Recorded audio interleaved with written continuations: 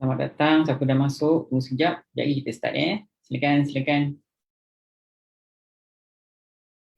Tuan-tuan ready dengan, tapi tak apa, jangan risau, sebabnya kita akan share screen, tuan-tuan tak ada Quran dekat depan mata pun tak apa.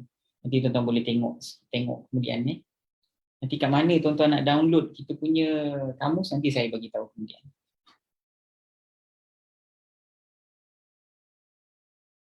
Silakan.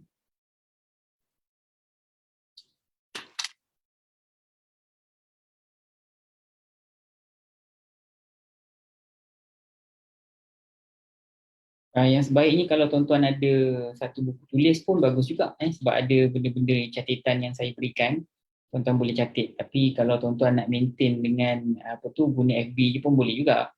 Tapi cuma kalau FB tu tuan-tuan kadang-kadang tak ingat kat mana catatan tu dibuat kan. So kalau tuan-tuan ada buku, bolehlah tuan-tuan buka buku tu sebab hari ni ada catatan penting juga saya nak buat berkenaan dengan kan surah Yasin ayat yang kedua wal Quranil Hakim kan.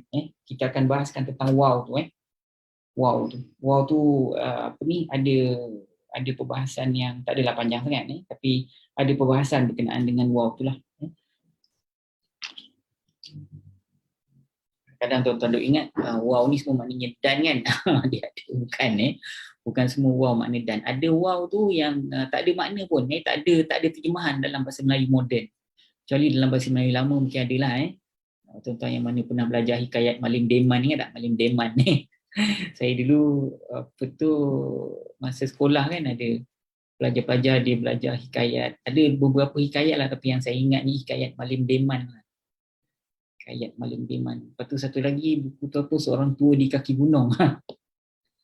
Siapa yang lebih kurang sebaya dengan saya semua ingat lah buku tu silakan sila masuk. Siapa baru masuk lagi kita start lagi 2-3 minit kita start sabar je siapa nak pergi ambil air ke siapa nak pergi makan rambutan ke gilas sekejap jadi kita datang. Mudah-mudahan tuan-tuan mudahlah untuk faham Al-Quran insya-Allah saya doakan tapi tuan-tuan pun tolonglah doakan saya supaya Allah pemudahkan saya untuk menjelaskan pada tuan-tuan. Tak lain tak bukan ialah supaya tuan-tuan semua faham bila baca Quran. Selama ni kan kita baca je kan jadi mudah-mudahan selepas dengan pengajian ni selepas lama sikit nanti tuan-tuan baca Quran taklah lagi sama macam tuan-tuan baca masa zaman sebelum faham Di sekurang-kurangnya hari ni tuan-tuan baca surah Yasin ni dah mula faham lah.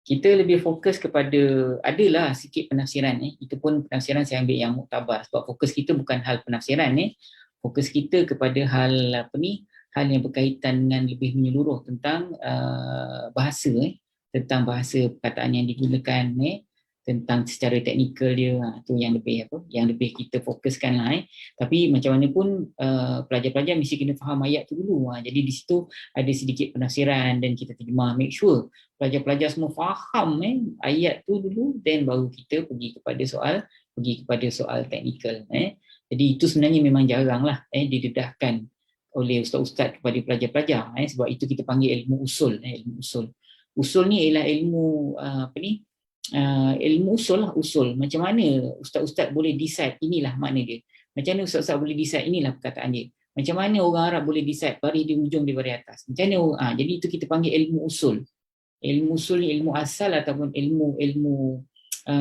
perkara asas perkara paling asas sedangkan hal yang berkaitan dengan tafsir ni kita boleh berbeza pandangan tapi ilmu usul ni tak boleh beza pandangan tuan-tuan ruang untuk perbezaan tu terlalu kecil sebab kalau dia merupakan fa'il lah. Kalau dia fa'il lah. Kalau dia isim lah. Kemudian dia rujuk pada siapa, itu ada sedikit ruang lah. Sedikit sangat ruang untuk perbezaan. Jadi sebab tu saya nak pelajar-pelajar ataupun orang Islam di Malaysia ni, bila dia baca Quran, dia faham.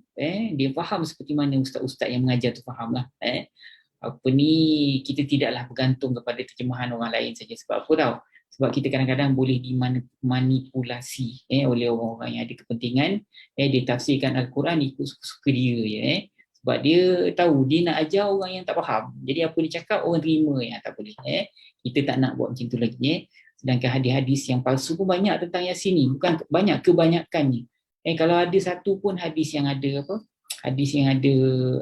perbezaan pandangan itu pun hadis yang suruh baca Quran kepada mayat Selain daripada itu, boleh dikatakan semuanya hadis tu hadis dhaif ataupun hadis maudhu'. Kalau baca Quran dapat 10 kali, baca surah Yasin dapat 10 kali, baca Quran lah, itulah. Tuan-tuan cek dulu. Tuan-tuan jangan percaya cakap saya, tuan-tuan pergi cek dulu dengan ustaz-ustaz yang ada kepakaran dalam ilmu hadis. Pergi cek semua hadis-hadis yang tuan-tuan rasa macam betul, tanya dengan dia orang. Kalau dia boleh bagi hujah dia, dan hadis itu telah disahihkan oleh ulama-ulama hadis yang contemporary ataupun yang mutakhir ataupun yang selepas daripada itu. So kita terima banyak hadis-hadis maudhu' tentang yang sini. Boleh kata semualah tuan-tuan. Kalau ada satu pun yang ada perbezaan, itu pun hadis yang baca Yasin kepada mayat. Baik tuan-tuan, insya-Allah kita akan mulakan pengajian kita. Sebelum tu jom kita baca doa dulu. Nanti saya share skrin dengan tuan-tuan ayat surah Yasin dan mana-mana catatan saya telah minta pembantu saya untuk tuliskan untuk menjadi rujukan pada tuan-tuan. Jom kita baca doa dulu. A'udzubillahi minasyaitonirrajim. Bismillahirrahmanirrahim. Alhamdulillahirabbil alamin. Wassalatu wassalamu ala asyrafil anbiya'i wal mursalin wa ala alihi wa sahbihi ajma'in. Allahumma arhamna bil Qur'an waj'alhu lana imama wa nura wa huda wa rahmah. Allahumma dhakkirna minhu ma nusina wa 'allimna minhu ma jahilna warzuqna tilawatahu ana al-laili wa atrafan nahar waj'alhu lana hujjatan ya rabbal alamin. Allahumma aftah alaina hikmataka wa anshur alaina min khazaini rahmatika ya arhamar rahimin. Walhamdulillahi rabbil alamin. Bismillahirrahmanirrahim. Rabbi shrah li sadri wa yassir li amri wahlul 'uqdatam min lisani yafqahu qawli. Amma ba'd. Baik tuan-tuan dan puan-puan yang dirahmati Allah sekalian, hari ini kita akan bahaskan surah Yasin. Saya akan baca sampai ayat yang ketiga lah, sampai ayat yang ketiga, tapi nanti kita tengok sejauh mana kita boleh sampai. Kalau masa kita dah habis, kita tangguhlah ayat berikutnya pada pertemuan kita akan datang. Baik, ayatnya bunyi, saya rasa tuan-tuan semua hafal surah Yasin, mana tak hafal dulu setiap hari baca surah Yasin, mau tak hafal Nanti kejap lagi saya share skrin, tuan-tuan dengar saya baca. A'udzubillahi minasyaitonirrajim. Bismillahirrahmanirrahim. Yasin wal Qur'anil Hakim. Innaka laminal mursalin. Baik, ayat yang pertama Yasin, kejap lagi kita jelaskan. Yang kedua wal Qur'anil Hakim. Yang ketiga ialah innaka laminal mursalin. So saya nak share skrin dengan tuan-tuan. Tuan-tuan yang tak ada Quran pun tak apa di tangan. Kita tengok tuan-tuan tengok handphone je nanti boleh nampak ayat dia. Okey. Ni ayat dia tuan-tuan Sekejap saya bagi pointer yang lebih tebal sikit. Okey. Sebentar Alright. Boleh nampak pointer merah ni? Okey, ayat yang pertama ialah Yasin, yang kedua ialah wal Qur'anil Hakim, innaka laminal mursalin. Kita tengok makna dia dulu, sepatah-sepatah, terjemahan dia secara mafhum, kemudian sedikit penafsiran lah, dan kemudian kita pergi kepada teknikal. Okey, yang pertama Yasin, Okey, dari segi bacaan dululah, Yasin ni dari segi bacaan dia, ya ni 2 harakat, sin ni 6 harakat. Sebab apa? Sebab kalau tuan-tuan belajar tajwid, dia ada mad lazim mushba' harfi dengan mad lazim mukhaffaf harfi kan. Yang bezanya ialah kalau yang mukhaffaf harfi ni ialah ejaan huruf tu ialah dengan 2 huruf. Macam ya kan, ya ejaan dia macam ni, ya alif mati dati ya. Masa kita kecil-kecil kan, kalau ya alif mati dati ya. Jadi kalau ya alif bukan dieja dengan 2 huruf, huruf ya dengan huruf alif kan, ya alif mati dati ya kan. Jadi itu kita panggil mukhaffaf, yang khafif. Yang apa? Yang khafif ni maknanya nipis, kecil, itu semua nipis lah. Jadi ya tu termasuk mukhaffaf. Jadi kalau yang jenis itu baca 2 harakat. Ya. Tapi kalau sin, dia mad lazim mushba', mushba' harfi. Dia cara tuan-tuan nak tahu dia eja dengan 3 huruf. Kecuali alif tau. Alif tu dia eja dengan alif lam yafa kan. Alif saja tidak. Ini selain pada alif kan kadang-kadang ada huruf-huruf mad lazim ni ada yang alif lam mim. Alif tu buang, lam dengan mim jadi kita kira yang mad lazim mushba' harfi dengan mad lazim mukhaffaf harfi ni. So ya tu mukhaffaf harfi, kemudian sin tu dia mushba' harfi. Sebab apa? Sebab huruf sin dieja dengan 3 huruf. Sin ya nun kan, sin ya nun sin kan. Jadi kalau jenis yang macam tu kita panggil mad lazim mushba' harfi. Jadi itu dibaca dengan 6 harakat. Sebab tu kalau tuan-tuan tengok kalau huruf-huruf yang dieja dengan 3 huruf macam huruf sin ni, dekat atas ni tuan-tuan, apa ni dia ada panjang. Ini bukan untuk ya tau, ini untuk sin ni. Yasin. 6 harakat. Okey, makna dia apa nanti kejap kita bahas. Wal Quranil Hakim, demi Al-Quran Hakim yang hikmah ataupun yang penuh dengan hikmah. Kemudian innaka la minal mursalin, innaka la minal mursalin. Innaka ni ada dua kalimat. Yang pertama inna maknanya sesungguhnya, ka maknanya engkau. Lamin, lamina ni sebenarnya lamin bukan lamina. Lamin. So lamin ini, la ni benar-benar ataupun sungguh, ataupun sungguh-sungguh. Min maknanya dari ataupun termasuk dari al-mursalin, orang-orang yang diutus. Orang-orang yang diutus. Mursalin kan risalah, rasul, ataupun kita kan panggil risalah, surat-surat tu adalah risalah. Bahasa Melayu pun sama kan. Dia ambil daripada sumber bahasa Arab. Mursalin ni ialah orang-orang yang diutus. Okay, Yasin wal Quranil Hakim innaka laminal mursalin. Yasin, demi Al-Quran itu, demi Al-Quran yang penuh dengan hikmah, sesungguhnya engkau wahai Muhammad benar-benar daripada golongan orang yang diutus oleh Allah Azza wa Jalla ataupun sebagai rasul-rasul yang diutus oleh Allah Azza wa Jalla. Demi Quran yang penuh hikmah, sesungguhnya engkau adalah daripada kalangan para rasul. Itu maksud ayat pertama, kedua dan ketiga. Okey. Kita pergi kepada Yasin ni semula tuan-tuan. Okey, apa makna Yasin Yasin dia sebenarnya tuan-tuan, saya lebih cenderung untuk menyebut bahawasanya Yasin ni tak ada maknalah perpandukan daripada apa yang saya baca, apa yang saya dengar dengan ilmu saya yang sikit ni, saya lebih cenderung kata tak ada maknalah. Tapi ada juga ulama dan ada juga sahabat yang cuba untuk mentafsirkan huruf-huruf hijaiyah di pangkal surah ni tau. Tapi sebab dia tidak pernah ditafsirkan oleh Rasulullah, jadi kita tak payahlah kita tawakuf dengan perkara tersebut. Cuma tawakuf ni maknanya kita ambil pendirian untuk berdiam diri tentang perkara tersebutlah.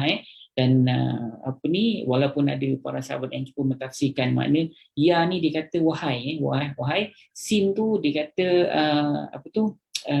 tak silap saya manusia, sin tu manusia, annas gitulah. Jadi oleh kerana Rasulullah tak pernah nak tafsir benda tu, so kita tawakuf. So yang penting sekali sin dengan ya itu ialah huruf hijaiyah yang digunakan untuk membaca dalam bahasa Arab. Jadi Allah pilih dua perkataan tu letak di pangkal surah. Walaupun dia tak ada makna tuan-tuan, tapi ada sebab dia. Antara asbab nuzul surah Yasin ini diturunkan oleh Allah, antara sebab dia lah. Jadi orang Quraisy ni turun di Mekah tuan-tuan. Surah Yasin ni turun di Mekah. So antara penyebab dia ialah orang Quraisy pada waktu tersebut dia merendah-rendahkan Rasulullah sallallahu alaihi wasallam. So dia kata Rasulullah ni cuma seorang anak yatim dan tak ada apa-apa. Macam mana pula dia boleh dilantik menjadi rasul kan?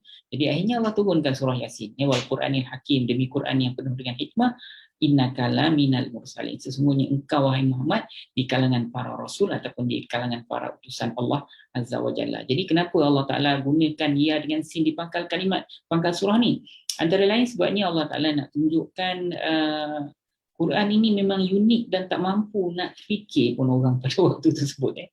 Sebab Rasulullah ni tuan-tuan kena ingat tau, dia lahir pada zaman sastra Arab sedang berada di kemuncak ni. Dia ada rasul-rasul yang turun pada zaman-zaman sihir macam macam Nabi Musa AS kan.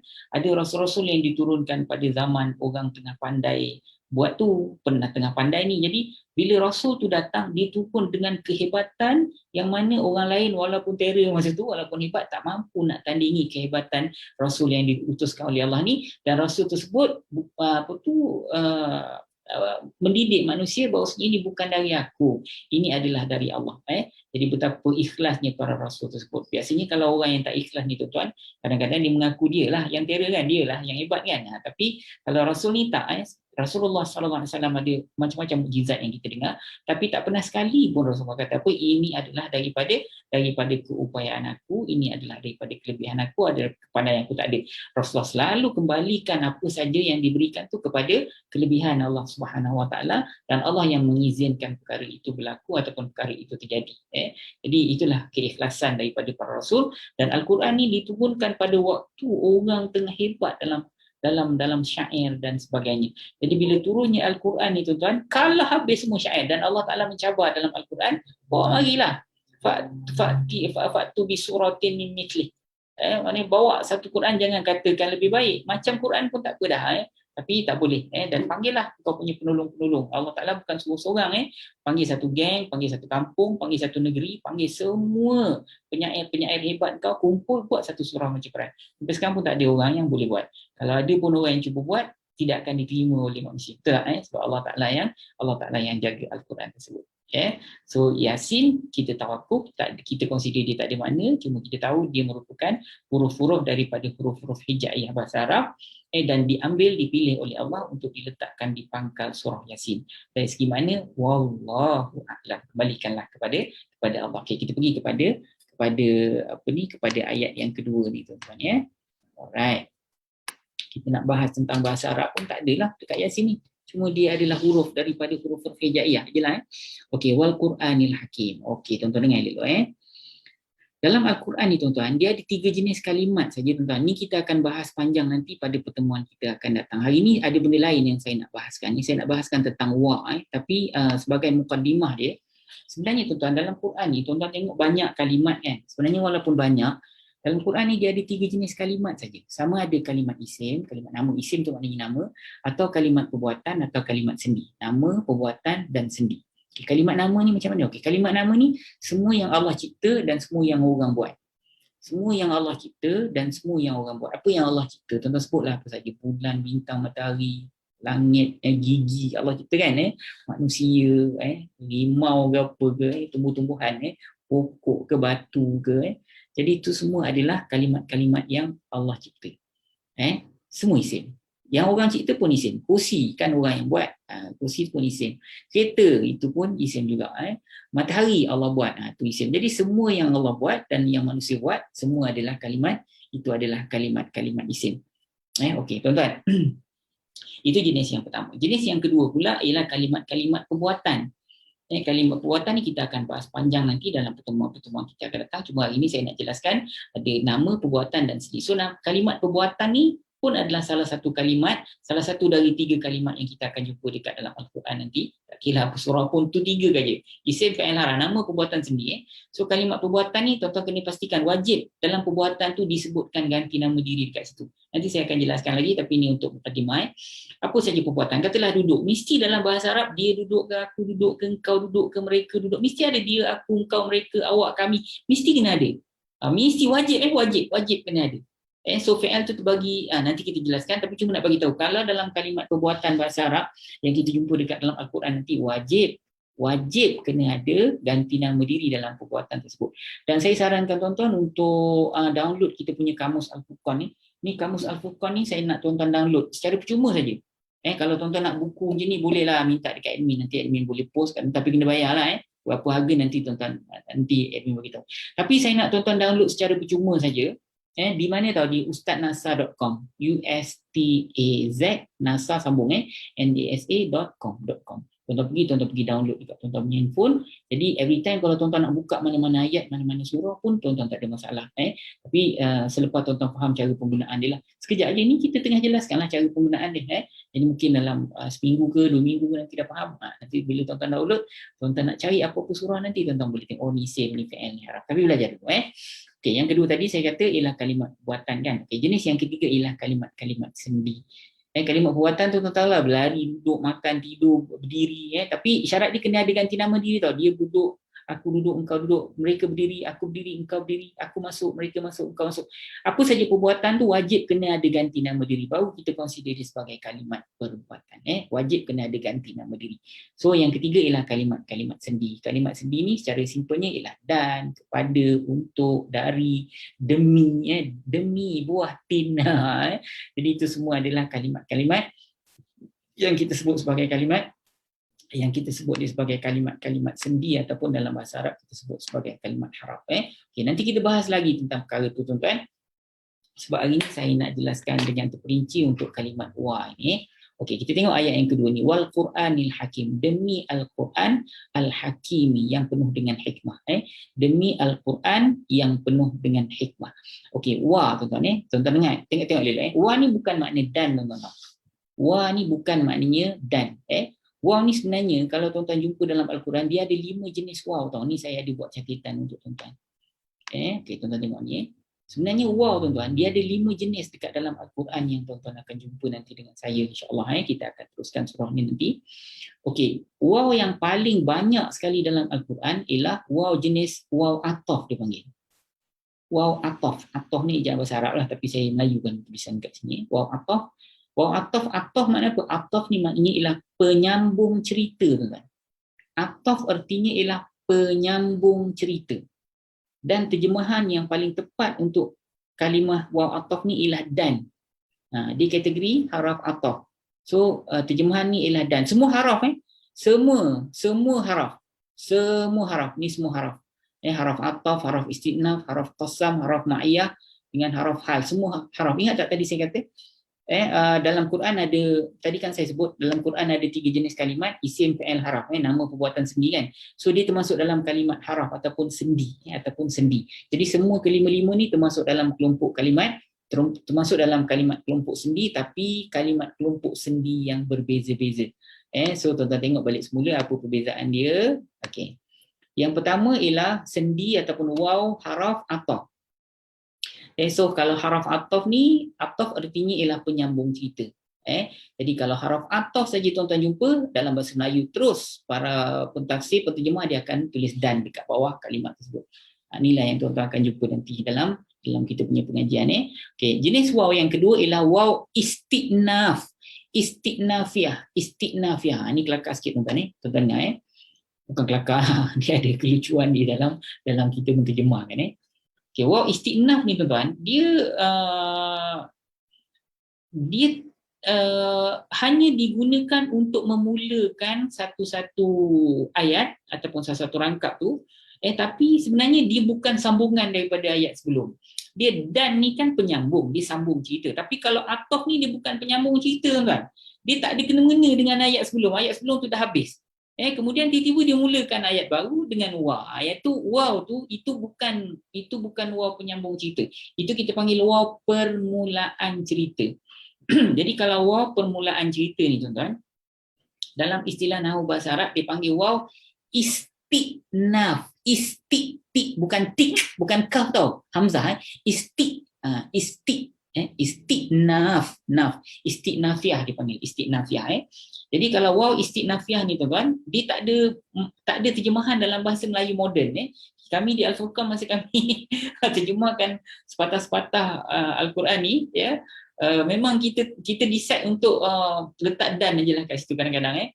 Tapi kalau dalam bahasa Melayu lama mungkin ada kan tuan-tuan pernah dengar kan tadi saya ada sebut pasal apa tu, pasal bahasa dulu punya apa kita panggil, punya sastra kan, seorang tua di bukan apa, Hikayat Malim Daiman kan selalu Al-Kisah kan, ataupun Tarakian ataupun Syahadan, tak apalah saya pun tak tahu lah lebih kurang macam tu lah. Jadi itu mungkin terjemahan kepada waw istinaf ni, waw permulaan cerita. Dia bukan sambung daripada ayat sebelum, dia untuk memulakan tu. So itu kita panggil wawul istinaf. Waw istinaf. Okey, jenis waw yang ketiga tuan-tuan. Jenis waw yang ketiga pula ialah kita panggil dia sebagai waw al-qasam. Ini waw al-qasam. Qasam maknanya sumpah. Ingat tak? La uqsimu bihadzal balad. Ingat tak? La uqsimu bihadzal balad. Uqsimu, tidaklah aku bersumpah dengan negeri ini. Jadi qasam ni diambil daripada sumber perkataan yang sama. Qasam diambil daripada sumber perkataan yang sama. La uqsimu bihadzal balad. Okey. Jadi wawul qasam artinya apa? Artinya ialah waw sumpah lah ni, waw sumpah. Artinya ialah waw sumpah. Okey, kalau terjemahan untuk waw qasam ni yang sesuai dalam bahasa Melayu ialah demi. Kan banyak tak kita jumpa ayat yang dimulakan dengan perkataan demi. Wattini wazaituni, demi buah tin kan, demi buah zaitun. Kemudian apa lagi? Wal asr, demi masa kan. Apa ni? Wal qalami wa ma yasturun, demi pen. Jadi Allah dia bersumpah dengan apa saja yang dikehendaki lah tuan-tuan. Jadi waw ni kita panggil dia waw sumpah. Ataupun dalam istilah nahwu bahasa Arab kita panggil dia sebagai waw al-qasam. Waw al-qasam. Jadi terjemahan yang paling sesuai untuk waw qasam ataupun waw sumpah ni ialah demi lah. Demi. Jadi sebab tu dekat dalam ayat kita ni tuan-tuan, Sebab tu dekat dalam ayat kita ni dia terjemah wal Qur'ani, demi Al-Quran. Ni bukan dan Al-Quran ni. Ni demi Al-Quran. Okey. Apa lagi tuan-tuan? Apa lagi apa ni? Apa lagi waw yang berikutnya? Waw yang berikutnya ialah wawul ma'iyah. Wawul ma'iyah, ma'iyah. Ma'iyah, ma'a. Tuan-tuan pernah dengar tak kataan ma'a bersama So wawul ma'iyah ni waw bersama tuan-tuan ni. Dan terjemahan dalam bahasa Melayu yang sesuai pun bersama juga. Contoh dia apa? Contoh dia macam Ali tidur wah kucing. Ali tidur wah kucing. Ali dia tidur wah kucing. Jadi Ali tidur dan kucing. Dan tu tak sesuai sebenarnya. Yang lebih tepat ialah Ali tidur bersama kucing. Jadi waw itu kita panggil wawul ma'iyah. Wawul ma'iyah. Faham tak? Wawul ma'iyah. Jadi dia ada teknikal nahu dia. Jadi Ali dia tidur bersama kucing. Kucing tu apa kedudukan di dalam ilmu nahu? Nanti kita jumpa, kita bahas kalau kita jumpa wawul ma'iyah dalam surah Yasin nanti kalau ada lah. So yang keempat kita panggil wawul ma'iyah. Ma'iyah maknanya waw bersama. Terjemahan dalam bahasa Melayu apa? Yang paling tepat ialah bersama juga. Yang paling tepat ialah bersama juga. Itu jenis waw yang keempat. Okey, kita tengok pula apa jenis yang kelima. Jenis yang kelima ialah wawul hal. Hal. Hal ni dalam bahasa Melayu keadaan. Melayu pun sebut hal juga kan. Jadi saya letaklah dulu hal dan keadaan ni. Jadi kalau hal dan keadaan ni terjemahan yang paling tepat, paling sesuai dalam bahasa Melayu ialah sambil ataupun sedangkan. Sambil ataupun ni terjemahan yang paling tepat sekali lah. Sambil ataupun sedangkan. Contohnya apa? Contohnya sini Ali dia tidur, wah dia duduk. Ali dia tidur, kemudian wah dia duduk. Jadi Ali dia tidur dan dia duduk. Dan tu tak sesuai sangat. Yang sesuai apa? Ali dia tidur sambil dia duduk. Ataupun Ali dia tidur sedangkan dia duduk. Itu waw kita panggil wawul hal. Waw apa tuan-tuan? Wawul hal. Jadi tuan-tuan boleh screenshot kalau tuan-tuan tengok, kalau tuan-tuan sedang tengok menggunakan handphone ke apa-apa ke kan, boleh tuan-tuan screenshot kat sini. Jadi setiap kali tuan-tuan jumpa waw, pastikan tuan-tuan tahu waw tu waw apa. Ejaan waw tu tetap sama tuan-tuan. Ejaan waw tu tetap sama. Bacaan sama waw, baris dia pun sama waw, sebutan pun sama. Yang beza ialah terjemahan dia saja. Jadi terjemahan dia tu menunjukkan dia akan berbeza-beza kategori. Okey, kemudian kalimat berikutnya wal Qur'anil Hakim. Al-Qur'ani al-Hakimi.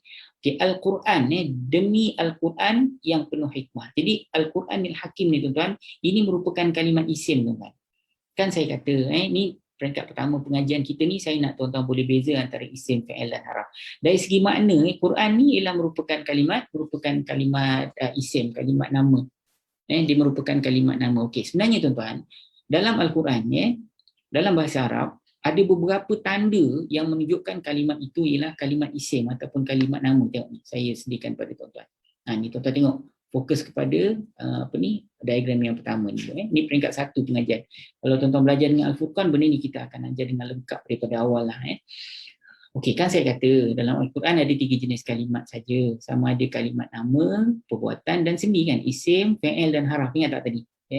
Okey, sebenarnya kalau kalimat itu merupakan kalimat nama, tuan-tuan akan dijelaskan setiap kalimat nama dalam Al-Quran tu selain daripada makna dia, tuan-tuan boleh tahu batu ke pokok ke apa ke kan. Okey, biasanya Allah akan letak tanda dalam kalimat. Biasanya, tapi kadang-kadang ada juga yang tak ada tanda kalau dia berada dalam keadaan mudhaf. Apa mudhaf? Nanti saya jelaskan pada tuan-tuan bila kita jumpa. Tapi secara umumnya tuan-tuan, kebanyakannya dia ada tanda tau. Okay, tanda yang pertama kalau di pangkal kalimat itu ada alif lam. Ni tuan-tuan dah tahu makna. Ni saya sebut tanda teknikal. Okay, tuan-tuan ingat tak? Wa al-Quran. Wa al-Quranil Hakim. Nampak? Ada alif lam di pangkal kalimat. Nampak? Jadi kalau ada alif lam di pangkal kalimat ni, menunjukkan kalimat ini ialah kalimat isim lah. Kalimat nama lah. Kenapa kita kena tahu Ustaz? Ini ialah perkara yang paling utama. Nanti kalimat isim ni dia akan perhalusi satu persatu sampailah ke peringkat ketiga. Kenapa hujung dia berbaris bawah?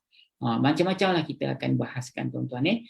Lepas tu tuan-tuan, tuan-tuan nak tahu ni isim ataupun fi'il ataupun haraf, tanda yang pertama ialah di pangkal dia ada alif lam. Di pangkal kalimat ni ada alif lam. Tanda yang kedua apa? Tanda yang kedua kalau hujungnya ada tanwin. Ini tak ada. Wal Quran ni hujung tak ada tanwin kan, tapi alif lam ada, cukup dah satu. Okey, tanda yang ketiga apa? Tanda yang ketiga kalau hujung dia baris bawah. Maknanya dalam kalimat Al-Qur'ani itu ada dua tanda isim kat situ. Yang pertama dia ada alif lam, yang kedua hujung dia ada baris bawah. Okey, ini menunjukkan kalimat ini ialah kalimat isim. Okey, kadang ada student banyak tanya, ustaz kenapa kita kena tahu isim fi'il haram? Itu adalah perkara paling utama sebelum kita pergi kepada perkara yang lebih besar. Kalau dalam sistem lama susah tuan-tuan nak tahu tuan-tuan ni. Kalau dalam sistem lama, tuan-tuan susah nak kenal isim fi'il haram ni, belajar lama baru faham. Kena kalimat fi'il lagi susah tuan-tuan nak faham. Tapi kalau dalam sistem yang saya bawakan pada tuan-tuan ni, insya-Allah dia sangat mudah untuk memahami dan ini adalah perkara pertama. Jangan tuan-tuan tanya, jangan berenang, jangan tanya benda yang kita belum sampai. Sabar. Takkan hari ni belajar semua benda lah nak bagi tahu, tuan-tuan nanti jadi pening sebab nak kena langkah banyak benda. Saya dah susun sistem ni macam tangga satu persatu, so tuan-tuan slow. Tapi kalau tuan-tuan nak dengan lebih cepat, lebih lengkap, lebih sempurna, tuan-tuan masuk kelas Al-Furqan guna WhatsApp. Nanti tuan-tuan akan dibekalkan dengan video-video pengajian yang sangat sistematik daripada zero sampai tuan-tuan faham secara keseluruhan ilmu nahwu tersebut. Okey, sekarang ni peringkat ni tuan-tuan kena dengar cakap saya, tuan-tuan kena tahu beza antara isim, fi'il dan haraf. So saya sebut dengan tuan-tuan, yang penting makna tuan-tuan dah tahu kan, wal Qur'anil Hakim, Quran ini dia dia merupakan kalimat isim, tanda isim dekat sini. Yang pertama dia ada alif lam di pangkal, yang kedua dia ada baris bawah di hujung. Okey. Nanti tuan-tuan akan dijelaskan tentang waw ini, selain daripada kita sebut dia merupakan wawul qasam, waw sumpah. Setiap waw qasam dalam Al-Quran dia merupakan haraf jar. Haraf jar ni apa? Haraf jar ni ialah kerja dia membaris bawahkan kalimat isim yang selepas ni. So wal Qur'ani, Quran ni dapat baris bawah kerana waw qasam merupakan haraf jar, kerja haraf jar ialah membaris bawahkan kalimat selepas ni. Dari segi teknikal nahwu tuan. Tuan-tuan tak faham kan? Tak apa, sabar. Sebab tu saya kata, tuan-tuan jangan langkah, jangan kelang kabut. Sekarang ni tuan-tuan dalam proses untuk bezakan antara isim, fi'il dan haraf dulu. So tuan-tuan dah tahu wow ini merupakan kalimat haraf. Betul ke tidak? Okey, kalimat sendi kan? Okey. Al-Qur'ani dia merupakan kalimat isim. Okey, kalau isim dari segi makna tuan-tuan tak ada problem tahu Al-Qur'ani ialah kalimat nama, kalimat isim. Kalau tuan-tuan belajar bahasa Inggeris dia panggil kalimat nouns, nouns. Dia kan nouns verb kan. Okey, verb tu perbuatan kan. Okey, ini ialah kalimat nouns ataupun kalimat isim. So tanda teknikal dari segi makna tahu, tanda teknikal dia ada alif lam di pangkal kalimat dan hujungnya berbaris bawah. Okey, Al-Hakimi yang ataupun yang penuh dengan nikmat atau yang penuh dengan hikmah ataupun bijak demi Quran yang ada kebijaksanaan. Hikmah ni antara makna lain dia ialah kebijaksanaan kan. Hikmah maknanya kebijaksanaan, betul tidak? Okey. Hikmah kalau kita terjemah dalam konteks surah Yasin ni, demi Al-Quran yang penuh dengan hikmah, penuh dengan hikmah. Tahu tak hikmah makna apa? Kebijaksanaan kan, ataupun apa kita panggil wisdom tau kalau tuan-tuan tak silap saya lah, makna dia wisdom. So, kadang-kadang kita suruh buat sesuatu tujuannya untuk capai sesuatu yang lebih baik. Kadang-kadang nampak benda tu macam, contohnya macam tuan-tuan main damula kan. Damula tu kadang-kadang bagi orang makan, kau bagi makan, ni bagi pap dia makan, yang ni bagi makan. Kemudian bila dia dah makan 2 kali, kita makan sekali 6, sekali 5, pap. Itu kita panggil wisdom lah. Jadi dalam Al-Quran ni tuan, dia tentulah tak sama, tentulah lebih daripada damula tu cuma analogi saya saja kan. Jadi wisdom ni ialah kebijaksanaan. Jadi dalam Al-Quran ni ada 1001 kebijaksanaan yang dizahirkan oleh Allah Azza wa Jalla. Tapi pada siapa? Pada orang-orang yang nak ambil pengajaran lah. Pada orang yang tak nak ambil pengajaran, benda tu serupa je kan. Jadi wal Qur'anil Hakim, demi Al-Quran yang penuh dengan hikmah, yang penuh dengan kebijaksanaan. Allah suruh buat ni mesti ada sebab. Allah tak akan buat sesuatu dengan sia-sia. Samalah macam Yasin itu. Yasin walaupun tak ada makna, adakah sia-sia? Tak sia-sia. Ada sebab dia Allah Ta'ala letak Yasin di pangkal surah. Jadi Al-Quran ini dia penuh dengan hikmah ataupun kebijaksanaan ataupun penuh dengan wisdom. Jadi kita tak payahlah nak cari wisdom dia sangat sebab kita tak sampai akal kita kadang-kadang kan. Jadi apa yang perlu kita buat? Kita follow je apa yang Allah Ta'ala suruh. Sebab Allah Ta'ala jadikan Al-Quran ini sebagai apa kita sebut? Sebagai panduan dalam kehidupan kita. Betul kan? Dia sebagai panduan dalam kehidupan kita. Jadi kalau kita ambil dan kita kita gunakan, Dan insya-Allah nanti kita tak akan sesat. Tuan-tuan. Okey, nanti ayat ketiga kita akan bahaskan pada pertemuan kita akan datang tau. Cuba saya nak tanya soalan. Cuba saya nak dengar tuan-tuan jawab dengan saya. Saya nak dengar tuan-tuan jawab dengan saya. Nanti sekali lagi saya jelaskan Wal Quranil Hakim. Al-Quran ialah merupakan kalimat isim. So mana tanda-tanda isim tadi? Tanda-tanda isim nanti saya besarkan balik. Yang pertama ialah makna, no problem tuan-tuan dah tahu makna. Al-Quran tu makna dia dari segi makna tuan-tuan tahu dia merupakan kalimat nama ataupun kalimat isim. Tapi tanda teknikal yang menunjukkan kalimat itu ialah kalimat isim atau kalimat nama ialah yang pertama kalau ada alif lam di pangkal. Okey, katalah alif lam tu tak ada tanwin di hujung. Maknanya dah cukuplah tanwin ni satu menunjukkan dia adalah kalimat isim. Okey, kalau dua-dua ni tak ada ustaz tapi hujung dia baris bawah. Baris satu je. Tapi baris dia baris bawah. Itu juga menunjukkan kalimat ini ialah kalimat isim. Sebab apa? Sebab fa'il tak boleh berbaris bawah tak boleh berbaris bawah di hujung. Nampak tak? Okay, tuan-tuan, boleh tak kalau saya bagi tuan-tuan kuis? Boleh tak saya bagi kuis? Okey, saya nak tuan-tuan jawab dekat tuan-tuan punya komen. Siapa jawab yang paling tepat sekali, saya doakan dia jadi orang yang paling disayangi Allah, insya-Allah. Okey, tuan-tuan jawab tau. Okey, ni kuis dia. Okey, tuan-tuan pergi dekat, tuan-tuan tengok ni. Tuan-tuan tengok ni. Tadi kita dah bahas tentang Al-Qur'an dengan Al-Qur'ani Al-Hakimi kan. Okey, sekarang ni tuan-tuan tengok kalimah Al-Hakimi ni. Tengok dulu Saya nak tanya, kalimat Hakimi ni kalimat nama ke perbuatan ke sendi? Kalau dia merupakan kalimat nama, apa tanda dia? Kalau dia merupakan kalimat perbuatan, itu kita tak belajar lagi kan. Okey, macam inilah tuan-tuan. Kuis tu saya mudahkan tuan-tuan. Okey, inilah kalimat nama, kalimat isim. Sekarang ni saya nak tanya tuan-tuan, apakah tanda yang menunjukkan kalimat Al-Hakimi ini merupakan kalimat isim ataupun kalimat nama? Tu kuis kita.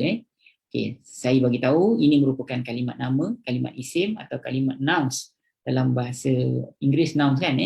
Okey, sekarang ni tuan-tuan tolong beritahu dengan saya manakah bukti yang menunjukkan kalimat ini ialah kalimat isim ataupun kalimat nama. Okey tuan-tuan jangan kelang kabut, jangan sibuk. Ustaz, kenapa kita nak kena tahu? Kenapa? Sabarlah. Tuan-tuan baru first day belajar kan. Okay. Al-Hakimi, tolong bagi tahu dengan saya, kalimat ni kalimat nama, memang kalimat nama lah, kalimat isim tapi saya nak tahu manakah tanda. Kalau ada satu tanda, satulah. Kalau dua lah. So bagi tahu dengan saya mana tanda yang menunjukkan kalimat ini ialah kalimat isim ataupun kalimat nama. Tolong bagi tahu dengan saya. Okey. Tuan-tuan, dengan sini saya nak sebut. Tuan-tuan dengar dulu tau. Tuan-tuan pergi download kita punya kamus Al-Furqan di ustaznasa.com. ustaznasa.com. ustaznasa.com. Tuan-tuan download kat situ, ada kita punya kamus dan ada apa tahu, nanti tengok sini ada juga semua diagram ni. Diagram yang tadi yang kita share dengan tuan-tuan tadi kan. Ni diagram ni pun tuan-tuan ada dekat situ juga. Kemudian ada diagram pelajaran peringkat kedua sampai habis lah. Dia ada 6 je diagram. Tuan-tuan jangan risau. Dia ada 6 je diagram. Ni diagram yang lain.